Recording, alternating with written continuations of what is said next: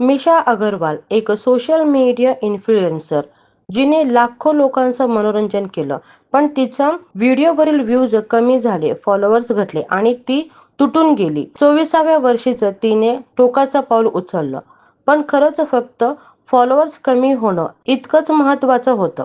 नेमकं काय घडलं पाहण्याआधी घटनेची सत्यता चॅनलला सबस्क्राईब करायला विसरू नका, जेणेकरून महत्त्वाचे अपडेट्स तुम्हाला मिळत राहतील.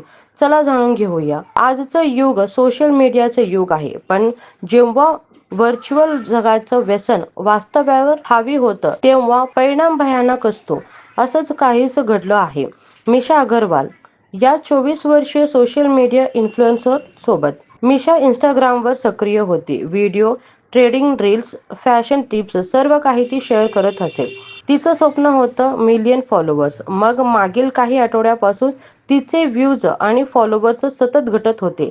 हेच तिला नैराश्याच्या गर्तेत घेऊन गेलं. तिच्या बहिणीच्या सांगण्यानुसार मिशा सतत म्हणत असे, माझे फॉलोअर्स कमी झाले तर माझं करिअरच संपेल. ती रडत असे, मिठी मारून अस्वस्थ वाटत असल्याचं बोलत असे. घरच्यांनी तिला समजावलं, इंस्टाग्राम हे आयुष्य नाही, पण मिशा ते मान्य करायला तयार नव्हती. 24 एप्रिल रोजी मिशाने स्वतःच्या आयुष्याचा शेवट केला. 26 एप्रिलला तिचा वाढदिवस होता. वाढदिवस साजरा करण्याऐवजी तिच्या कुटुंबियांनी तिच्या निधनाची दुःखद बातमी शेअर केली. मित्र म्हणतात की तिला भीती वाटत होती अपयशाची, विस्मरणात जाण्याची. तिचा आत्मविश्वास मोडून पडला होता. मिशाच्या या निर्णयाने सोशल मीडियाच्या आभासी दुनियाची काळी बाजू समोर आली आहे. जेव्हा लाईक्स आणि फॉलोअर्स आयुष्याचा मोजमाप ठरू लागतात तेव्हा अशी दुर्दैवी उदाहरण समोर येतात. या समाजाने आपल्या तरुणांना एवढं असुरक्षित का केलं?